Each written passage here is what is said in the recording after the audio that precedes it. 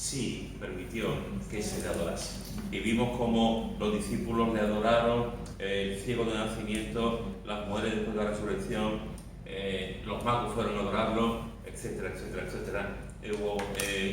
Y él no dijo en ningún momento no, como pasó con Pablo, con Pedro, no, él permitió que la gente le adorase. Eso significa que él como Dios, si Jesús hubiese sido solamente un hombre, sabiendo lo que la ley enseñaba, lo que la palabra de Dios enseñaba, él no hubiese permitido que se le adorase, como no lo hizo Pedro. Pero sin embargo él sí. Y eso es una de las evidencias también que encontramos de que eso efectivamente es Dios. Y si recordáis, pues vimos también dos pasajes, señalé dos pasajes en Apocalipsis, en el capítulo 4 y en el capítulo 5. Son textos que nos hablan mucho de Jesús.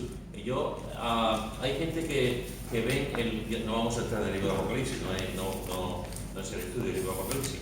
Hay gente que tiene mucho reparo, por decirlo de forma suave, a la lectura y al estudio del libro de Apocalipsis. Yo tengo que confesar que yo nunca he tenido ese reparo al libro. Otra cosa es que yo entiendo el libro de Apocalipsis, es otra película, es otra situación. Pero el libro de Apocalipsis es un libro para mí, es un libro cristológico.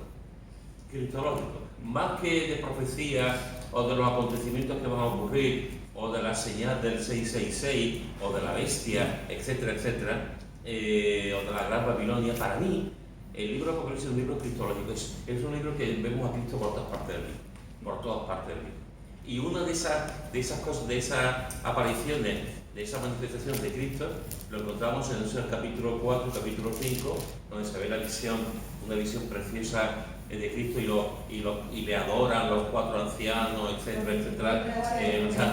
Los 24 ancianos, los 4. Entonces, ¿lo habéis leído? Mari Carmen y Nuria. Muy bien, pues ya que han sido las únicas que lo han leído, contarles un poquito, no hace falta leer el texto, sobre la adoración aquí, porque la idea era que viéramos también cómo se adoraba a Jesús ahí. Sí, pues cuando el Señor se muestra, los cuatro seres vivientes le adoran y los 24 ancianos le adoran y pues la adoración es tan bonita, santo, santo, santo, que el Señor Dios Todopoderoso, el que era, el que es, y el que ha de venir. Y después también le siguen adorando, y no es de tomar el libro, de abrir el libro, de tomar el libro de abrir, porque él fue inmolado y con tu sangre nos has redimido para Dios de todo lenguaje, lengua, pueblo y nación. Y después ya el capítulo 5 siguen adorándole los 4 seres vivientes y los 24 ancianos, y es todo de adoración. Y aparte hay una parte de me llama la atención, que se quitan las coronas y se las ponen a sus pies. Yo me imagino como se quitan las coronas y se las ponen sintiéndole como una película, me imagino una película, pero bueno, me imagino, ¿no? Quitándose la corona y poniéndola a los pies del trono, ¿no? Del Señor, ¿no? Del Señor. O sea, es una imagen muy bonita. Yo os animo a que esta semana lo leáis, de verdad. Son dos textos preciosos, dos textos maravillosos que nos llevan también a nosotros a la adoración a Cristo. Muy bien, gracias por leerlo y estoy seguro que habéis recibido bendición a la hora de leerlo. Una de las cosas también que encontramos que en cuanto a la divinidad de Cristo es que una de las cosas que vemos en la palabra de Dios es que el mismo Jesús dijo que él tenía el poder para resucitar. ¿Cómo un hombre puede decir que tiene el poder para resucitar? Mirad lo que dice Juan en el capítulo 10, Juan, capítulo 10, versículos 17 y 18. Juan, capítulo 10, versículos 17 y 18. Que lo tengo, lo puede leer. Por eso me ama el Padre, porque yo pongo mi vida para volverla a tomar. Nadie me la quita, sino que yo de mí mismo la pongo. Tengo poder para ponerla y tengo poder para volverla a tomar. Este mandamiento recibí del Padre. Muy bien, fijaros como aquí Jesús está diciendo aquí en este capítulo precioso capítulo 10, uno de los capítulos más hermosos y edificantes que hay. Como Jesús está diciendo, habla del buen pastor de las ovejas, y ahora que dice, me ama el Padre porque yo pongo mi vida para volverla a tomar. Yo pongo mi vida después para volverla a tomar. Y dice, nadie me la quita, sino que yo de mí mismo la pongo. Y fijaros que dice, tengo poder para ponerla y tengo poder para volverla a tomar. Es decir, una de las cosas que encontramos, y no solamente en este texto, en otros textos también lo podemos ver, no solamente que el Padre, hay textos que nos hablan de que el Padre resucita al Hijo, a Jesús. Hay textos que nos dicen que el Espíritu Santo resucita a Jesús también, en Hechos. Aquí vemos como en todo, vemos la bendita Trinidad actuando. Siempre actúa en consonancia de la Trinidad. Pero aquí vemos, en este texto y en otros también, como el mismo Jesús dice que tiene poder para poner su vida y tiene poder para resucitar. Es decir, no solamente que Él diga, yo voy a morir, que lo dice en muchas ocasiones, yo voy a morir, sino que a la misma vez dice, yo voy a resucitar. Y yo soy el que va a resucitar, yo soy el que tiene el poder para poder hacerlo. Por lo tanto, fijaros que una de las veces, tú conoces a alguien que te haya dicho, cuando yo me muera, yo voy a resucitar. No estoy hablando de los creyentes, sabemos que cuando morimos vamos a resucitar. Nuestro espíritu va a ir con el Señor y después nuestros cuerpos se unirán a Él. Estoy hablando de alguien que se muera y diga, yo voy a ir a Virgen de Rocío, voy a morir y al día siguiente me resucito. ¿Tú conoces a alguien así? Houdini, lo digo. Houdini. Dice, la vida ya es Houdini, sí. El mago Houdini, sí. No, que cuando lo enterraron que iba a salir. Sí, Houdini, el mago. ¿Y ha salido, no? No, todavía lo están esperando. Sí. Para que lo enterraron un poco abajo, Houdini salió, era... pero lo enterraron un poco abajo, salió por la otra parte. Houdini era un especialista en escaparse, pero hasta ese punto no. Rasputín también lo dijo. ¿Qué? Rasputín también lo dijo. Rasputín también lo dijo. Será por lo bueno de ella. Rasputín también. El hombre que hechizó a la corte rusa. También, sí señor. Pues yo no conozco a nadie, y tanto en todos los casos que habéis mencionado, yo no conozco a nadie que haya dicho, voy a morir pero voy a resucitar al día siguiente. Jesús sí. Que ahí entramos en otra cosa. ¿Qué hubiera ocurrido? Si Jesús lo hizo discípulo, yo tengo el poder para morir, pero no, voy a morir, pero tengo el poder para resucitar, y no hubiese resucitado? Sobraba el Nuevo Testamento. Claro, no había nada, absolutamente nada, ¿no? Sin embargo, él dice que iba a resucitar. Eso forma parte de su divinidad.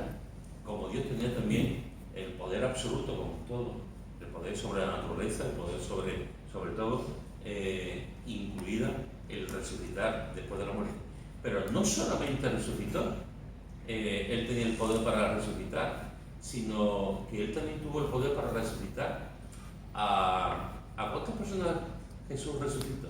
A la hija de Jairo, a Lázaro. La hija de Jairo, Lázaro. Y del Antiguo Testamento. Espérate, no, el nuevo, el tiempo donde, aunque también en el Antiguo Testamento, pero en el tiempo de Jesús, ¿a cuántos resucitó? Al joven del hijo único de La viuda de Naín, Lázaro, y nos falta la hija de Jairo, Dorcas después. Dorcas es con Pedro. En 3 ocasiones encontramos a Jesús resucitando. En 3 ocasiones. En los evangelios encontramos a Jesús resucitando. En 2 hombres y en una mujer. ¿Eso quién lo hace? Dios. Pero no solamente vemos esto, y siempre pensamos en que hubo 3 muertos que Jesús resucitó, pero no es exactamente así. Mira lo que dice Mateo 27, versículos 50 al 53. Mateo 27, versículos 50 al 53. Mas Jesús, habiendo otra vez clamado a gran voz, entregó el espíritu. Y he aquí el velo del templo se rasgó en 2, de arriba abajo, y la tierra tembló, y las rocas se partieron, Y se abrieron los sepulcros, y muchos cuerpos de santos que habían dormido se levantaron. Y saliendo de los sepulcros, después de la resurrección de él, vinieron a la santa ciudad y aparecieron a muchos.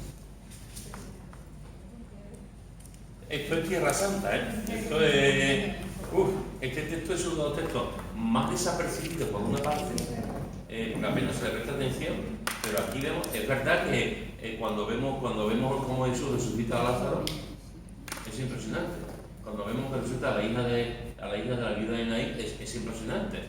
Cuando vemos que resucita a la hija de Jairo, la hija de Jairo, es impresionante. ¿Pero qué me dice usted? Claro, y se presentaron a sus familiares. La impresión que se llevan los familiares fue horrorosa.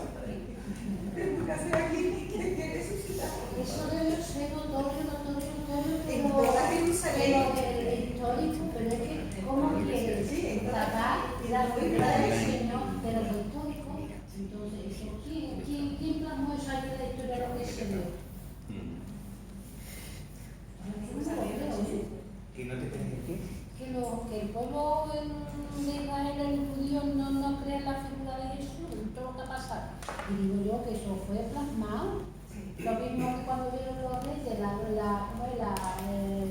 estrella, que venimos a hablar de los judíos. Como dicen, se tumbó toda Jerusalén y el rey. Eso fue Cristo, digo yo, porque las crónicas todas están ahí plasmadas. Y nadie dice nada de eso, porque todo esto como muy guardado y que no Sí, pero- Sí, pero hay muchos creyentes. Sí, pero tú no escuchas eso, en historia no escuchas nada, como yo digo. Te vas a Josefo y te dice que Josefo era judío, que habló sobre los romanos, que patatín, que patatán, pero luego de Jesús, que si María era abeja, que si Jesús era de un romano llamado Pantera, y una charla, y entonces esto qué hacemos. Porque habla por sí sola la Biblia. Ahora vamos a ver algunas otras cosas que está diciendo. De todas formas, hay una cosa que tenemos que tener en cuenta siempre en lo que es la historia. La historia, hoy día, hay más acceso a lo que es el conocimiento, por los medios que hay. En aquella época no. En aquella época el conocimiento estaba restringido. Y el conocimiento, además, aparte de estar restringido, estaba custodiado por los que no le interesaban de que se conocieran. Con lo cual no era algo que fuera de boca en boca, aunque se tergiversara, porque cuando van las cosas de boca en boca se tergiversan. Pero ni siquiera eso. Entonces, y han pasado 2000 años desde entonces. Cuando el ciego que le decía a los padres, pregúntale a los mayores de edad, que el miedo y la autoridad han tapado mucho. Es interesante, y vamos ya ahora a esto, es interesante que algunos comentaristas y eruditos de la escritura dicen que cuando, no vamos a entrar en el tema del velo y la tierra tembló, porque no es estas son señales también, pero como estamos hablando de la resurrección de los muertos, fijaros que dicen, porque además, como decía antes con la corona Nuria, dice, es como una película, ¿no? Tú ves a las personas que se sacan la corona, los van a los pies de Jesús. Esto es como imaginar una película, pero imaginar una película donde de pronto, de una forma sobrenatural y impresionante, Dios usa un terremoto, como pasó en la cárcel allí en Hechos 16, Dios usa un terremoto y dice que las rocas, la tierra tembló, las rocas se partieron y salieron los sepulcros. Y muchos cuerpos de santos que habían dormido se levantaron. Hermano, esto es tremendo, esto es dramático, esto es impresionante. Muchos de los comentaristas de lo que yo he podido estudiar y ver opinan que estas personas que habían muerto un día, 2 días antes, como máximo 3 días antes. ¿Qué? Lo digo porque tenían sus cuerpos, no estaban, digamos, eso es, estaban todavía con su carne, estaba con su carne. Pero también podía ser el Señor. Claro que lo resucita, los huesos se unieran, efectivamente. También dice la palabra que la carne de Lázaro estaba corrompida, Estaba porque corrompida. bebía. No olía. Sí. Entonces, pero algunos comentaristas dicen que podían haber muerto, que estaba literalmente muerto, pero que no llevaba muerto a lo mejor 10 años, sino que hacía poco. Independientemente de lo que podamos pensar, el hecho es que resucitaron, se levantaron, salieron del sepulcro después de la resurrección de él, después de que Jesús resucitó. Y fijaros que dice, y vinieron a la santa ciudad y aparecieron a muchos. En la película Ben Hur, cuando está lloviendo, se cura la hermana y la madre de Ben Hur, y también se nota que había resucitado antes. Que relata un poco ese detalle. Pero yo discrepo que sea de 2 o 3 días. Yo creo en el poder de Dios, de una persona que esté en huesos, porque dice que se levantaron muchos. En 2 o 3 días murieron muchos santos. No hubiese aparecido en la Biblia, ¿no? Alguna relación de que en 2 o 3 días murieron muchos santos. No sé si me estoy explicando. Aquí pone que murieron muchos santos. O sea, me explico, se levantaron muchos santos y que se aparecieron a mucha gente.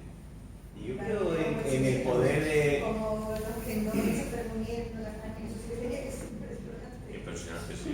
No, me estaba acordando de resucitar el pasaje del profeta que Dios lo envía y le dice que haga lo que tenga que hacer, pero que no regrese por el mismo camino y tome agua y coma. Y como fue engañado por el otro y murió. Y entonces resulta que estaba muerto y vino un bandido, un hombre muerto que lo iban a meter al sitio y resulta que resucitó. Sí. Esa es una cosa muy interesante. Fijaros que cuando encontramos, antes cuando he preguntado solamente lo que son las resurrecciones, que vemos a Jesús personalmente resucitado, después, como decía María Carmen, en el Antiguo Testamento vimos también ejemplos de personas que murieron y el Señor permitió que resucitaran. En el libro de los Hechos vemos exactamente lo mismo. Vemos también a varios que murieron y el Señor, por ejemplo, Dorcas, ¿no? Y el Señor usó a Pedro para resucitarlo. Pero aquí es interesante porque siempre que hablamos de la resurrección de los muertos, como Jesús levanta a los muertos, normalmente siempre hablamos de estos 3 que hemos dicho antes, que es una bendición. Yo esta semana he estado leyendo los textos de los 3 que murieron y tengo que confesar que es una bendición. Tú lees el texto, es que tienes que adorarlo. Como Jesús levanta a Lázaro, a la viuda a la hija, o sea, es el hijo de la vida de Naín. Es impresionante, de verdad. Es el Señor que es maravilloso, como él, siendo Dios, un hombre no resucita a nadie, y mucho menos se resucita a él mismo, como vemos que él se resucita a sí mismo, porque es Dios. Y mucho menos resucitar también a la gente. Eso lo hace, pero este texto normalmente no se toca. Se habla de este texto cuando llega Semana Santa, muchas veces de forma tangencial y tal, pero eso es un texto para ponerse los pelos de punta. Es un texto impresionante. Una de las cosas en las que Jesús se está muriendo, lo están matando, está muriendo por el género humano y se levanta un muerto. Es tremendo. Una vez un niño me preguntó, papá, ¿tú crees? Porque estábamos viendo una película, bueno, una serie, no sé si era Walking Dead o una parecida, ¿no? Zombieland, una de esas de zombies. Y me decía, ¿tú crees en los muertos? Y yo le dije, en referencia a este pasaje, digo, no puedo creer, los cristianos no pueden creer en los muertos, porque para que haya un muerto viviente tendría que morir Cristo, porque fue la única vez en la historia en la que evidentemente se levantaron los muertos. Cristo murió una sola vez y una sola vez se levantaron los muertos. Y ya está. Entonces el niño se quedó así mirando y dice, ya te puedes dormir esta noche tranquilo que no te va a venir muerto.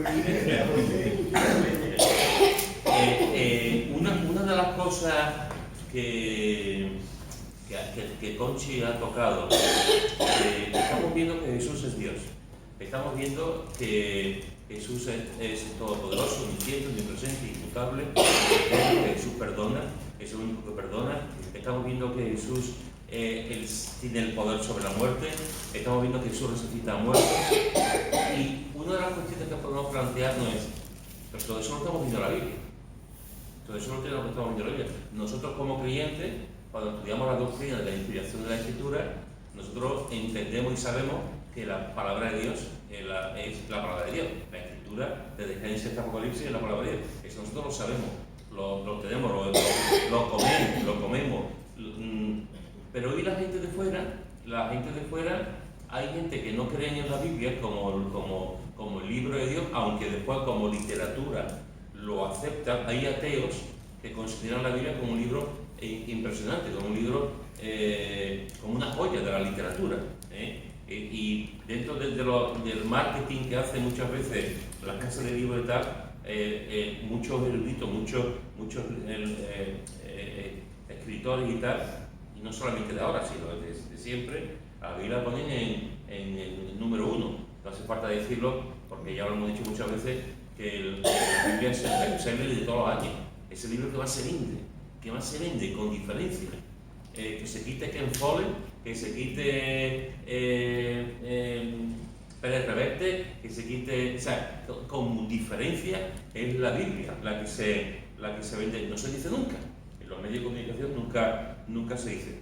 Hay gente que no son creyentes que dice, bueno, yo no puedo creer la Biblia, pero como algo de historia, como un libro, como se puede creer en los Macabeos, pero como un libro de historia, ¿no?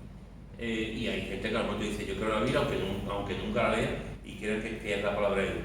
Pero la cuestión aquí es, ¿Cristo solamente aparece en la Biblia?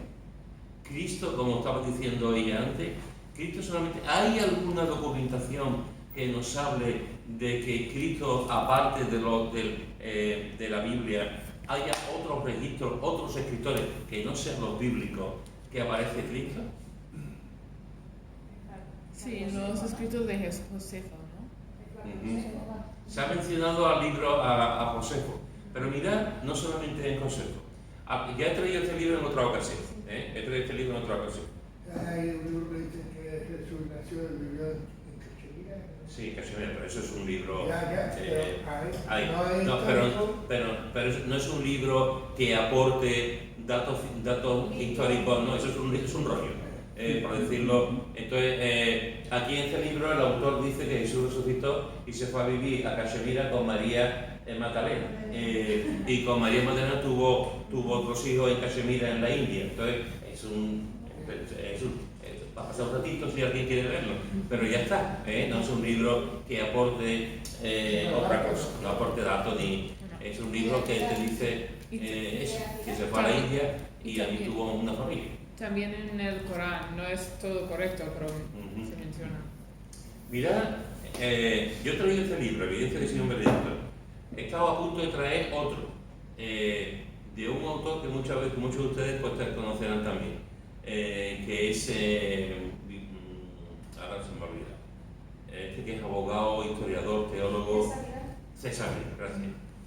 César Vidal tiene dos libros, uno de ellos más finito, otro más gordo, que merece la pena sobre el cristianismo. Independientemente de lo que uno pueda pensar políticamente, César Vidal es un hombre muy informado, y es historiador, abogado y además teólogo. O sea, formado y creyente. Él como conoce griego, él lee el Nuevo Testamento en griego. De hecho, uno de sus testimonios dice que él conoció a Cristo leyendo el Nuevo Testamento en griego. Y ahí fue cuando conoció a Cristo, leyendo, después tiene su opinión política y sus cosas como cualquiera.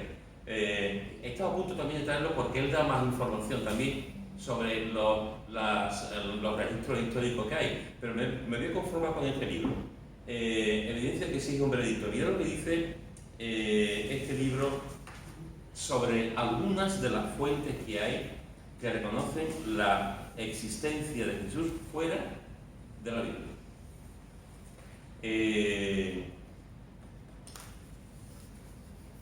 Hay algunos de vosotros lo habéis escuchado, es una pequeña introducción que no sé si habéis escuchado hablar de F. Bruce. F. Bruce fue un comentarista británico, especialista en el Nuevo Testamento, un hombre creyente, profesor de crítica bíblica, un hombre muy erudito, muy conocido, y tiene muchos libros. Yo tengo algunos de ellos. Y este hombre dice: algunos escritores pueden divertirse con la fantasía de un mito Cristo, pero no lo hacen sobre la base de la evidencia histórica. La historicidad de Cristo es tan axiomática, tan veraz, para un historiador no prejuiciado, que no tenga prejuicio, como la historicidad de Julio César. No son los historiadores los que propagan la teoría del Cristo místico, del Cristo mito. Ningún erudito serio se ha atrevido a decir la no historicidad de Jesús. Ningún erudito serio se ha atrevido a postular la no historicidad de Jesús. Es decir, un historiador que vaya sin prejuicios, a estudiar las fuentes del cristianismo y la fuente acerca de Cristo, si va con imparcialidad, lo va a encontrar. Porque hay muchas fuentes y hay muchos escritos de aquella época y de siglos posteriores que nos hablan de la veracidad de Cristo y de la existencia de Cristo. Esto solamente de manera de introducción. En este libro, uno de las fuentes que usa el autor es fuentes que no son bíblicas y que no son cristianas. Una de las fuentes es Cornelio Tácito. Cornelio, que no era creyente, que era romano, nacido en el 52 o el 53 después de Cristo. Cornelio Tácito fue un historiador romano. Y dice, lo voy a leer literalmente, fue un historiador romano del año 112 después de Cristo, gobernador de Asia, yerno de Julio Agrícola, que fue gobernador de Bretaña entre los años 80 y 84 después de Cristo. Al escribir el reinado de Nerón, Tácito alude a la muerte de Cristo y a la existencia de los cristianos en Roma, y dice, cito literalmente el documento que escribe Cornelio Tácito: pero nada del alivio que pudiera provenir del hombre, ninguno de los dones que pudiera impartir el príncipe, ni los muchos sacrificios expiatorios que pudieran ser presentados a los dioses, podrían haber tenido valor para disculpar a Nerón de la infamia que significaba el que se le creyera ser el que había ordenado la conflagración, el incendio de Roma. Por tanto, para suprimir el rumor, él cargó falsamente a las personas comúnmente llamadas cristianos con la culpa y los castigó con las más refinadas torturas, atrayendo sobre ellos el aborrecimiento de todo por sus iniquidades. Cristo, el fundador del nombre, fue ajusticiado por Poncio Pilato, procurador de Judea en el reino de Tiberio, pero la superstición perniciosa reprimida por un tiempo volvió a hacer irrupción, no solamente a través de Judea, donde tuvo su origen este error, sino también por toda la ciudad de Roma. Aquí está hablando un historiador de un movimiento que hay, un movimiento en el que Nerón propaga la noticia de que los que habían causado el incendio famoso de Roma fueron los cristianos, y no fue y toda la culpa fue para los cristianos, sino que además de dar ese dato histórico, este hombre habla: Cristo, el fundador del nombre, fue ajusticiado por Poncio Pilato. Estamos hablando del año 112. Y ya en esa época, este hombre historiador está hablando de la historicidad de Jesús. Luciano fue un satírico del siglo II. Y este Luciano, también romano, él habló con desdén de Cristo y de los cristianos, pero independientemente de que hablara con desdén, habló, o sea, dando por veracidad la que dice: el hombre que fue crucificado en Palestina por haber introducido este nuevo culto en el mundo, aún más el primer legislador que ellos tuvieron, les persuadió de que todos ellos eran hermanos, unos de otros, después de haber transgredido de una vez por todas, negando los dioses griegos y adorando a aquel sofista crucificado y viviendo bajo sus leyes. Y fijaros que este hombre, este satírico, este autor muy importante de la época romana, dice: el hombre que fue crucificado en Palestina por haber introducido este nuevo culto en el mundo. Después pone a parir este nuevo culto, pero lo habla.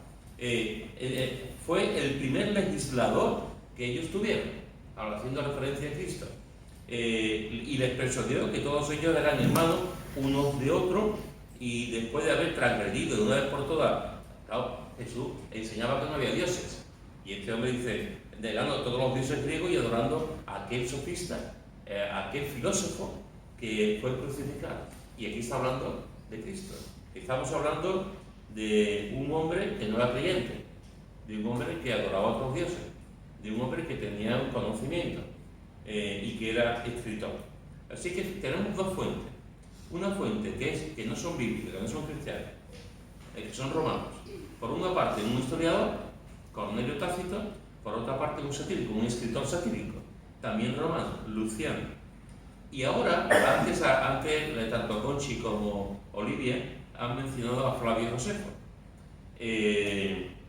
Mirad lo que dice Flavio Josefo, nacido en el año 37 después de Cristo, es decir, después de nada, 37 después de Cristo. Y dice Flavio Josefo,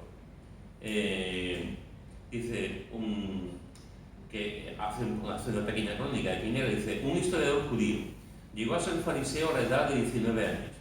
El año 66 después de Cristo fue comandante de las fuerzas judías en Galilea. Después de ser capturado, fue anexado al cuartel general de los romanos. Y dice una cita que ha sido una cita que vamos a leer, pero fijaros: historiador judío, llegó a ser fariseo con 19 años, fue comandante de las fuerzas judías y fue capturado por los romanos. Y dice esto. Esta es una cita muy conocida, por lo historiadores. Dice esto: ahora, yo tengo en mi casa, a ver si lo puedo, yo tengo en mi casa dos libros de Flavio Josefo. Uno es Antigüedades de los judíos y tal, y habla del Antiguo Testamento. El Flavio Josefo no solamente habla de la historia del Nuevo Testamento, también habla del Antiguo Testamento.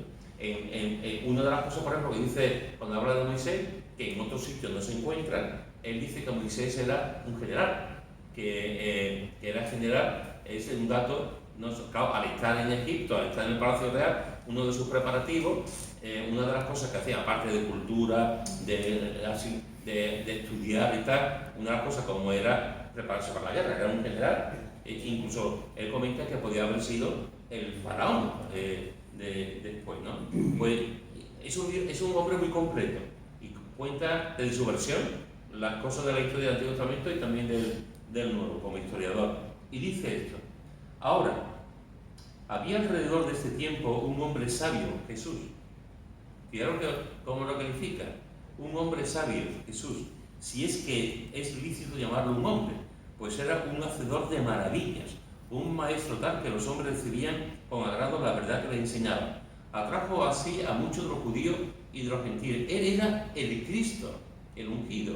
Y cuando Pilato, a sugerencia de los principales entre nosotros, le condenó a ser crucificado, aquellos que le amaban desde el principio no lo olvidaron, pues se volvió a aparecer vivo entre ellos al tercer día, exactamente como los profetas lo habían anticipado, y cumpliendo otras 10.000 cosas maravillosas respecto de su persona, que también había sido preanunciada. Y la tribu de cristianos, llamados desde este modo por causa de él, no ha sido extinguido hasta el presente. El libro de Antigüedades se escribe capítulo 28. Así que fijaros que Flavio Josefo, judío, historiador, hombre militar también, nos habla de que él era el Cristo. Nos habla de que este Cristo, Jesús, que habla su nombre propio de Jesús y habla su título, Cristo, que este era un hombre sabio.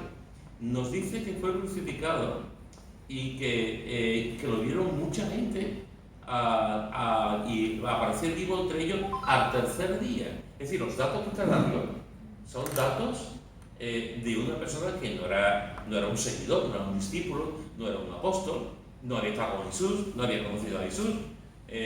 Normalmente los judíos tiraban, como estaba diciendo Fernando antes, no querían saber nada de Jesús. Sin embargo, él, como historiador, lo dice, no lo esconde.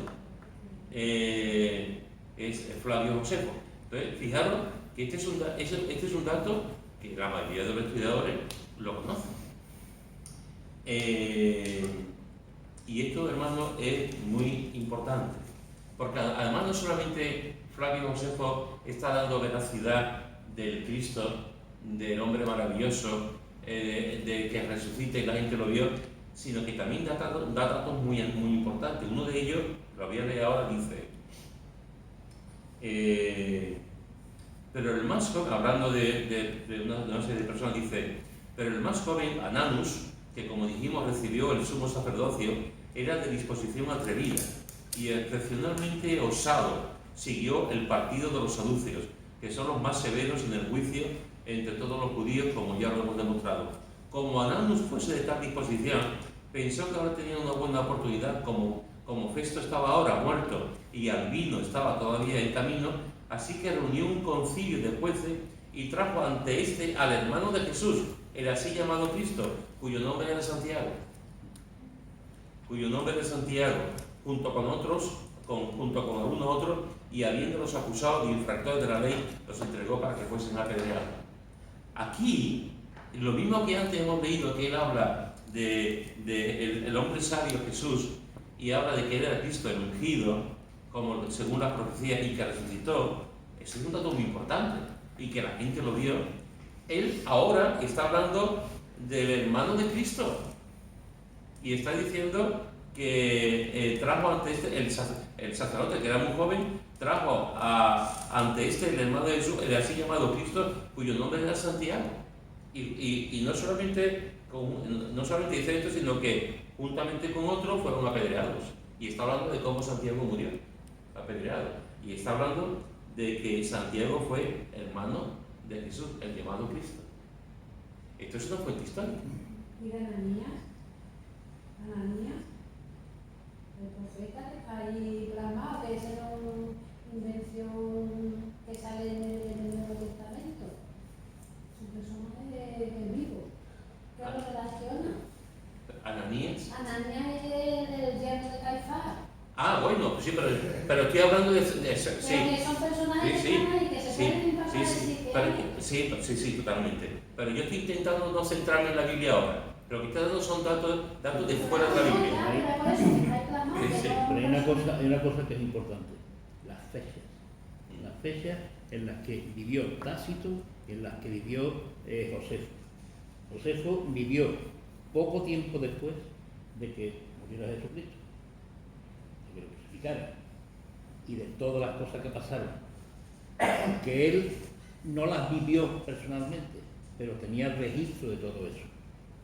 Tácito fue gobernador de Asia, y al ser gobernador de Asia, romano evidentemente, tenía acceso a todos los documentos romanos de aquella zona. Pues lógicamente todo lo que pasó con Poncio Pilato estaba reflejado, porque allí se escribía todo. Y ahora vamos a ver una cita de esto. Es una cita en la línea que está diciendo Fernando. Pero fijaros que hemos visto fuentes de Cornelio Tácito, en el año 112, gobernador de Asia. Hemos visto fuentes de Luciano, el gran satírico romano. Hemos visto fuentes de Flavio Josefo, que era judío, pero amigo de los romanos. Y mirad ahora otra cita de otro historiador romano, de Suetonio, también muy conocido. Dice, otro historiador romano, en el 120 después de Cristo, oficial de la corte en tiempos de Adriano, escritor de los anales de la casa imperial, de la historia de la casa imperial, dice, como los judíos estaban provocando continuos disturbios bajo la instigación de Crestus, y pone entre paréntesis otra manera de nombrar a Cristo, otra manera de deletrear a Cristo, los expulsó de Roma. Así que fijaros que aquí está hablando Suetonio, historiador, de que los judíos fueron expulsados bajo la instigación, que los judíos estaban provocando continuos disturbios bajo la instigación de Crestus. Es decir, aquí no está, vuelvo a decir, aquí no están hablando creyentes, no están hablando gente, están hablando gente que no conoce. Aquí está diciendo que Cristo estaba provocando a las multitudes, cosa que no es cierto, pero lo que está diciendo él es que está, claro, las multitudes estaban cambiando, las multitudes estaban dando un mensaje. Es interesantísimo. No sé si alguno de vosotros habéis leído, ¿conocéis quién es Santiago Posteguillo? Santiago Posteguillo. Santiago, yo os animo a que leáis alguna novela de Santiago Posteguillo. Santiago Posteguillo es catedrático de historia en Valencia y ha escrito una trilogía de Escipión el Africano, impresionante. Después ha escrito una trilogía sobre uno de nuestros padres, parece de alguna forma Trajano, de los tiempos de Roma.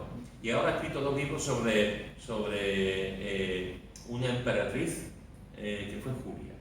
Es un escritor fabuloso. Yo animo que lo podáis, hay trama, hay guerra, hay amores.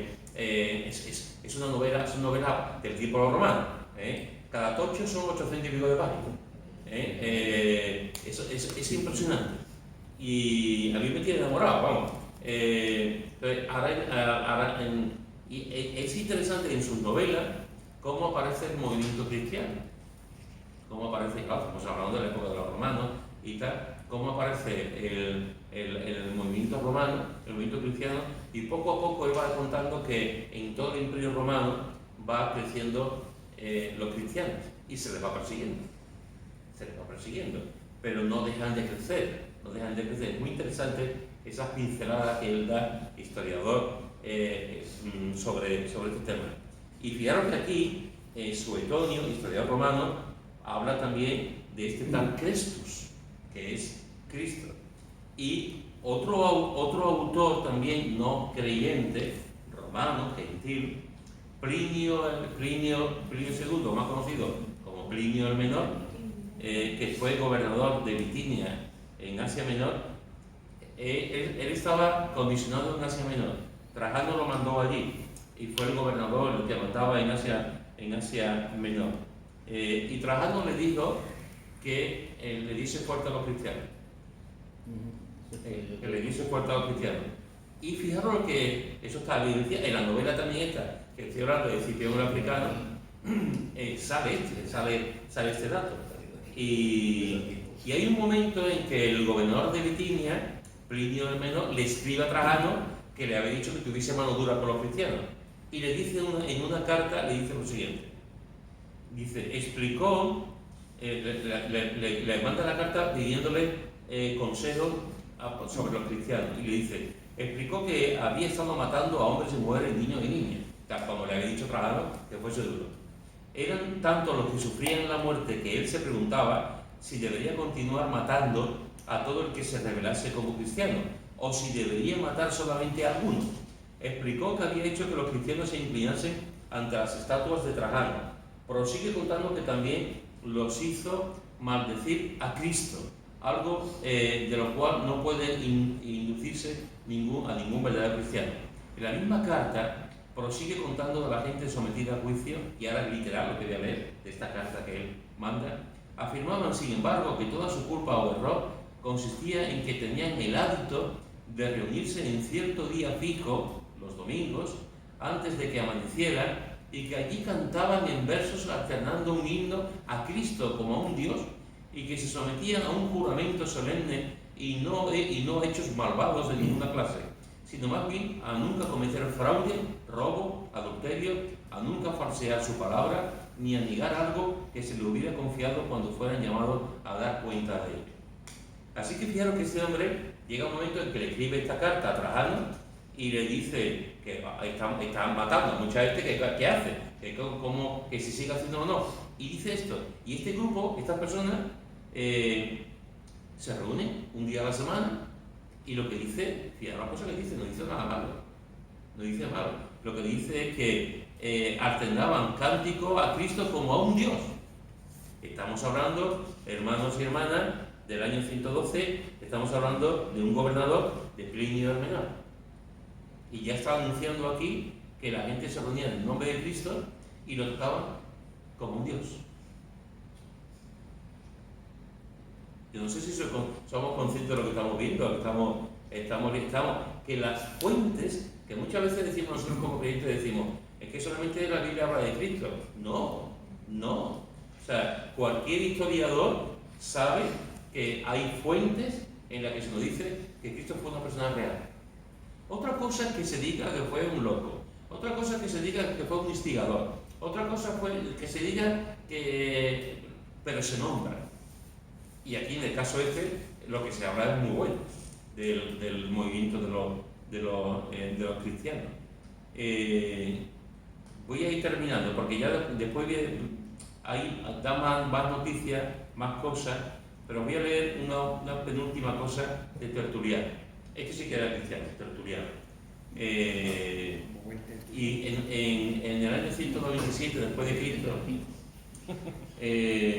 dice, jurista teólogo de Cartago, Tertuliano, en una defensa del cristianismo en el 197 después de Cristo, ante las autoridades romanas en África, hace mención del intercambio epistolar habido entre Tiberio y Poncio Pilato. Atención, sobre todo Fernando, atención porque tú lo has dicho antes.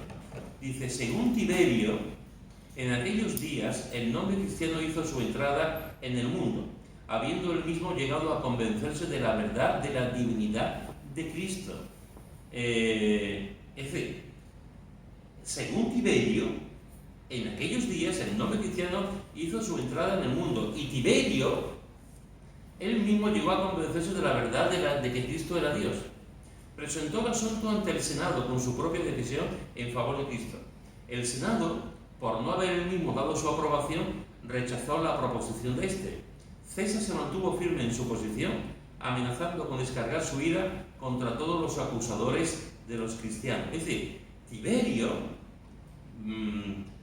empieza a investigar y él mismo se da cuenta y acepta la divinidad de Cristo. De hecho, Y lo presenta en el Senado. De hecho, hay una película en la que dice que Tiberio envió a uno a ver que si de verdad había resucitado el Cristo. Pero es que Tiberio duró un poquito después de eso. Ya. Duró un poco tiempo. Entonces ya pues cambió la tortilla. Así que fijaros que él mismo lo presenta ante el Senado, el órgano más importante de Roma, aunque siempre estaba un poco bailando al son del emperador, pero el órgano más importante es lo que, y el mismo daba y rechazaron, evidentemente, rechazaron la proposición de que este Cristo era Dios.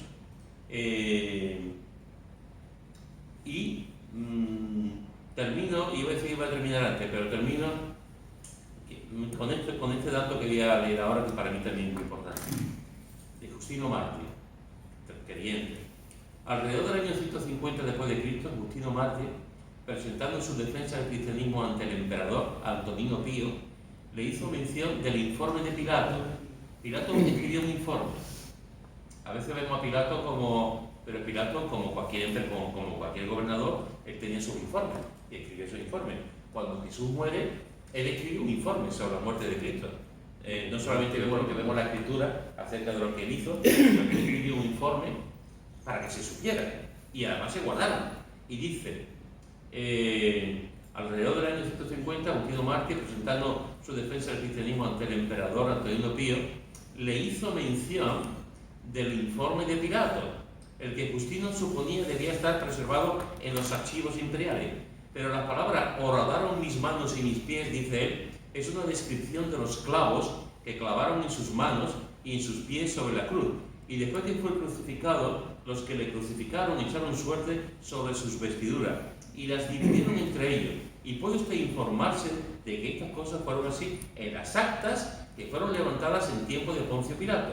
Más tarde dice, fácilmente puede usted convencerse de que él hizo estos milagros a través de las actas de Poncio Pilato. Es decir, hermano, había las actas que redactó Poncio Pilato, que lo manda a Roma al emperador Antonino Pío, y con todos los archivos que había de los diversos cónsules, diversos gobernadores, diversos historiadores, ahí estaban los archivos que componían la historia del Imperio Romano, y entre esos archivos estaba esto. Y dice, fácilmente puede usted convencerse de que él hizo estos milagros a través de las actas, y se lo dice al emperador Antonino Pío. O sea que Antonino Pío podía haber ido a las actas de Poncio Pilato y haber leído por lo menos el informe de Poncio Pilato de la muerte de Cristo. Había muchos años de diferencia y lo tenía ya archivado. La pregunta es, ¿existirán esos actas después de tantos siglos? En alguna parte del Imperio Romano, incluso me atrevería a decir, En el Vaticano. en el Vaticano, ¿Habrá estas actas que se escribieron, esta documentación existirá? ¿La tendrán ellos? No lo sabemos. Hay tanto secreto en el Vaticano que no quieren que salga a la luz. Que no quieren que salga a la luz. Sobre los documentos, eso sobre la columna, de los testigos, que tenemos un modelo de Cruz, Sí, sí. y es un monumento. Se sabe. Sí, sí. Así que fijaros, hermano, que vuelvo a decir, como creyente, cuando alguien nos puede preguntar, bueno, es que Cristo no existió, Cristo es un mito, Cristo es una leyenda, Cristo fue solamente, no, los datos históricos, y si veis el libro de César Vidal, también escribe, él aporta todo esto que estamos leyendo, lo aporta con alguna nota más también, sobre que, y cualquier historiador que se avenga, Cristo no solamente es mencionado en la Biblia, sino que Cristo como persona, como alguien real, también es mencionado en otros datos, con otros historiadores, con gente importante que escribieron acerca de la existencia de Jesús. Vuelvo a decir, yo no estoy aquí hablando de que ellos creyesen en Jesús como digo, pero sí saben que había alguien que se llamaba Cristo, que formó un grupo, que murió, incluso algunos datos tremendos como que resucitó, y que lo vieron resucitado, y la gente, eso son datos, y eso está ahí en la historia. Es decir, Jesús no solamente es que esté en la Biblia, y nosotros lo creemos porque la Escritura lo dice, los datos de Jesús en la Escritura, como decía antes Conchi, es apabullante. Aquí tenemos un historiador, o sea, el sitio que nace Jesús, el lugar donde Poncio Pilato, bajo tal sitio, fueron a empadronarse a tal sitio. Esos datos son tremendos, las profecías que hay con respecto a Jesús. Es impresionante. Y además, tú unes los datos que no son de fuentes que no son bíblicas y es tremendo. Es tremendo. La existencia de Jesús es una evidencia. Quien no quiera verlo es porque, como tanta otra cosa, pues no queremos verlo. Pero alguien que intente ser realmente imparcial, no puede decir que Jesús no existe. Otra cosa es que uno crea que es Dios o no es Dios. Nosotros lo sabemos. Pero nadie puede decir que Jesús no existe. Amén. Amén. ¿Algún comentario? Hay una película que no sé si realmente se basa en datos fehacientes de la historia, como es Ágora, que ahí pone a los cristianos fatal, Sí, sí. porque lo que quiere es exaltar la figura de esta mujer. Pero eso es poco después de que empiece el cristianismo a expandirse. Con lo cual, las raíces del cristianismo están en la historia, no en la Biblia, sino en la historia, por todas partes, por todas partes. Desde el mismo Nerón que perseguía a los cristianos, Trajano que, aun viniendo de aquí, también perseguía a los cristianos, Claudio, que tanto se ha hablado de Claudio que también hacía unas persecuciones tremendas. En fin,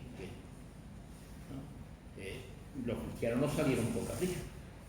Había alguien donde se agarraban ellos para ser cristianos. Y no fueron solamente los 12 apóstoles los que salieron a predicar el Evangelio. Las primeras iglesias, como la de Antioquía, que posiblemente dicen que puede ser que la fundara el etíope aquel del Nuevo Testamento, de Hechos de los Apóstoles, que estuvo con Felipe. Dicen, será o no será, pero bueno, de por allí era él. Entonces, hay una serie de circunstancias, de datos históricos que tú te pones a analizar.